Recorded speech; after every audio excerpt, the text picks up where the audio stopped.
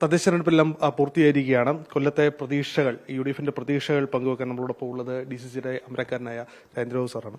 സാറേ, രാജേന്ദ്രപ്രസാദ് സാറിനെ സംബന്ധിച്ച് വലിയ ഒരു വർക്ക് കഴിഞ്ഞ ഒരു 1.5 മാസക്കാലമായി ഇതിന്റെ പിന്നിൽ നടന്ന ആളാണ്. പ്രത്യേകിച്ച് കൊല്ലം കോർപ്പറേഷൻ അഭിമാന വർഷമായി ഏറ്റെടുക്കുന്നു എന്ന് എന്നോട് അവസാന ഘട്ടത്തിലൂടെ വെച്ച് സംസാരിച്ചപ്പോൾ പറഞ്ഞതാണ്.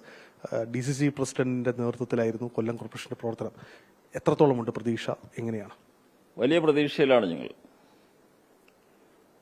സൂചിപ്പിച്ച പോലെ തദ്ദേശ തെരഞ്ഞെടുപ്പിൽ പാർട്ടി ഏറ്റവും കൂടുതൽ പ്രാമുഖ്യം നൽകിയത് കോർപ്പറേഷനാണ്. അതുകൊണ്ട് തന്നെയാണ് ഞാൻ തന്നെ എൻ്റെ ചുമതല ഏറ്റെടുത്ത് കാര്യങ്ങൾ ചെയ്തത്. ഞങ്ങൾ സ്ഥാനാർത്ഥി നിർണയ കാര്യത്തിൽ ഒരുപടി മുന്നിൽ പോകാൻ കഴിഞ്ഞു എന്നുള്ളത് വളരെ ആശ്വാസകരമായി അന്ന് തന്നെ തോന്നിയതാണ്. സ്ഥാനാർത്ഥികളെ സംബന്ധിച്ചും വിന്നബിൾ കാൻഡിഡേറ്റ്സ് അതായിരുന്നു ഞങ്ങളുടെ ഒരു മുദ്രാവാക്യം. ഒരു പരിധിവരെ ചെയ്യാൻ കഴിഞ്ഞിട്ടുണ്ട്. 1-2 സീറ്റുകളിൽ അപജയങ്ങൾ ഉണ്ടായിട്ടുണ്ട് എന്നുള്ളത് ഞാൻ മറച്ചു വെക്കുന്നില്ല.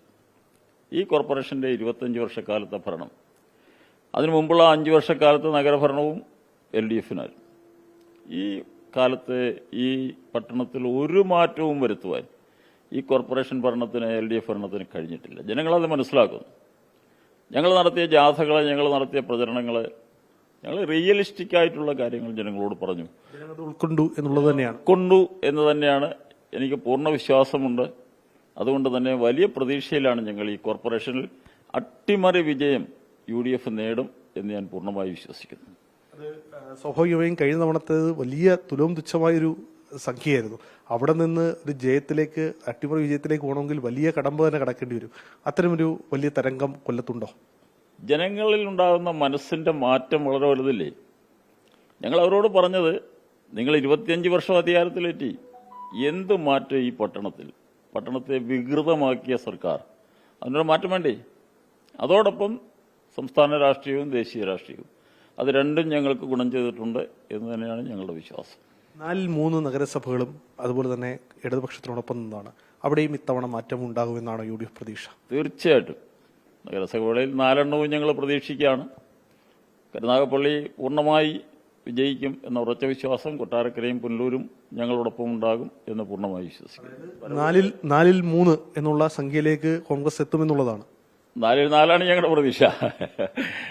പരവൂര് നിലനിർത്തും എന്നാണ് ഞങ്ങളുടെ പ്രവർത്തകരുടെ ഉറച്ച വിശ്വാസം. അങ്ങനെയാണ് എനിക്ക് റിപ്പോർട്ട് കിട്ടിയിട്ടുള്ളത്. പഞ്ചായത്തുകളിലേക്ക് പോകുമ്പോൾ എന്താണ് സാർ സ്ഥിതി? കാരണം പഞ്ചായത്തുകളിലടക്കം വലിയ രീതിയിൽ ഒരു ചിട്ടയ പ്രവർത്തനം കഴിഞ്ഞ കാലങ്ങളിൽ കാണാത്ത രീതിയിലുള്ള പ്രവർത്തനമാണ് ഇത്തവണ കോൺഗ്രസ് നടത്തിയത്. തീർച്ചയായിട്ടും 68 പഞ്ചായത്തുകളാണ് നമ്മുടെ ജില്ലയിലുള്ളത്. അതിൽ 22 പഞ്ചായത്തുകളാണ് UDFന് ഉണ്ടായിരുന്നത്. ഞങ്ങളത് ഡബിൾ ചെയ്യാനുള്ള ശ്രമത്തിലാണ്. മിഷൻ അതായിരുന്നു നമ്മുടെ മുമ്പിലുള്ളൊരു മിഷൻ. അത് തന്നെയായിരുന്നു, ഡബിൾ ചെയ്യണം.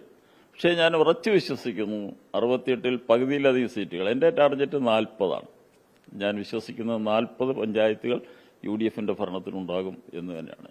പ്ലസ് ഇടതോരം ചേർന്ന് നിൽക്കുന്ന മണ്ണാണ് കൊല്ലമെന്നാണ് ഇടതുമുന്നണി അടക്കം എക്കാലവും അവകാശപ്പെടുന്ന അത്തരം കണക്കുകളാണ് നമുക്ക് മുമ്പിലുള്ളതും. അതിലൊരു മാറ്റം ഇത്തവണ ഉണ്ടാവും. സ്വാഭാവികമായും കൊല്ലത്ത് ഇത്തരം മാറ്റം ഉണ്ടായാൽ അത് കേരളത്തിലെ തരംഗമായി മാറാൻ സാധ്യതയില്ലേ? ഈ പൈതൃകമായ രാഷ്ട്രീയത്തിന് മാറ്റമുണ്ടല്ലോ. ഇടതുമുന്നണി കുത്തകയാണ് കൊല്ലം എന്ന് പറയുന്ന കാലമൊക്കെ മാറിയിരിക്കുന്നു. ഒരു കാലം ഉണ്ടായിരുന്നു, ഐ ഡു അക്സെപ്റ്റ്. പക്ഷേ കൊല്ലം ജില്ലയിലെ കശുവണ്ടി തൊഴിലാളികളുടെ അവസ്ഥ, മത്സ്യത്തൊഴിലാളികളുടെ അവസ്ഥ, സാധാരണ ജനങ്ങളുടെ അവസ്ഥ, കശുവണ്ടി തൊഴിലാളികൾ മരിക്കാതെ കിടക്കുന്നത് മൻമോഹൻ സിംഗ് ഗവൺമെന്റ് കൊണ്ടുവന്ന തൊഴിലുറപ്പ് പദ്ധതിയിലൂടെയാണല്ലോ. ഞാൻ എൻ്റെ വിശദാംശത്തിലേക്ക് പോവില്ല. അപ്പം മാറ്റങ്ങൾ ഉണ്ടായിരിക്കുന്നു രാഷ്ട്രീയ രംഗത്ത്. 10 വർഷത്തെ പിണറായി വിജയന്റെ ഭരണത്തിന്റെ തിക്താനുഭവങ്ങൾ ജനങ്ങൾ മനസ്സിലാക്കിയിട്ട് UDFന് വോട്ട് ചെയ്യും എന്നതിൽ യാതൊരു സംശയമില്ല. കഴിഞ്ഞ തവണയൊക്കെ ന്യൂനപക്ഷ വോട്ടുകൾ അകന്നതായിരുന്നു UDFന് വലിയ വെല്ലുവിളിയായത്. ഇത്തവണയൊക്കെ തിരിച്ചു കൊണ്ടുവരാൻ കഴിഞ്ഞിട്ടുണ്ടോ ഇതുവരെയുള്ളൊരു വിലയിരുത്തലനുസരിച്ച്?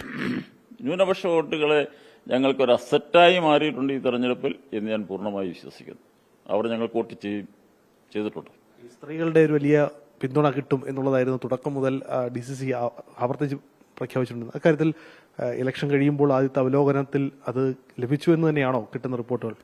അത് പ്രധാനമായി വിശ്വാസത്തിന്റെ ഒരു പ്രശ്നമുണ്ട് ഈ തെരഞ്ഞെടുപ്പിൽ.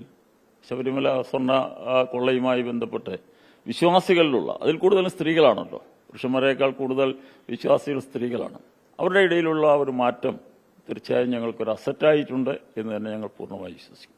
അതായത് 13-ാം തീയതി തിരഞ്ഞെടുപ്പിന്റെ ഫലം വരുമ്പോൾ മൂവർണ്ണക്കൊടി പാറിപ്പറക്കും കൊല്ലത്ത് എന്നുള്ളതാണ്. ഞാൻ ഇവിടെ തന്നെ ഉണ്ടാകും, എന്റെ കയ്യിൽ കൊടിയുണ്ടാകും. UDF വലിയ മുന്നോട്ടുള്ള പോക്ക്, വലിയ മുന്നേറ്റം കോൺഗ്രസും UDF-ഉം നേടും എന്ന് ഉറച്ചു വിശ്വസിക്കുന്നു. കൊല്ലത്ത് കോൺഗ്രസ് വലിയ മുന്നേറ്റം ഉണ്ടാക്കും. UDF-ന് വലിയ വിജയം കൊല്ലത്ത് സമ്മാനിക്കാൻ തങ്ങൾക്ക് കഴിഞ്ഞിട്ടുണ്ട് എന്നുള്ളതാണ് DCC അധ്യക്ഷൻ കൂടി വ്യക്തമാക്കുന്നത്. കാരണം അട്ടിമറികൾ പലയിടത്തും നടക്കും. ആ അട്ടിമറിയിൽ തന്നെയാണ് പ്രതീക്ഷ. വിശ്വാസത്തിലൂന്നിയുള്ള പ്രചരണം, അതുപോലെ തന്നെ ന്യൂനപക്ഷ വോട്ടുകൾ, ഇതെല്ലാം ഏകീകരിക്കാൻ കഴിഞ്ഞു. അത് UDF-ന് അനുകൂലമായി മാറും എന്നും കോൺഗ്രസ് ഇക്കട്ടത്തിൽ വിശ്വസിക്കുന്നുണ്ട്. കൊല്ലത്ത് നാരരുൺ രാജ്, 24. ലോകത്തെവിടെയായാലും ഏത് സമയത്തും 24 വാർത്തകളും ഓഗ്മെന്റഡ് റിയാലിറ്റി പാക്കേജുകളും എക്സ്പ്ലെയിനറുകളും വിശദമായി കാണാൻ ഞങ്ങളുടെ യൂട്യൂബ് ചാനൽ നിങ്ങൾക്ക് സബ്സ്ക്രൈബ് ചെയ്യാം.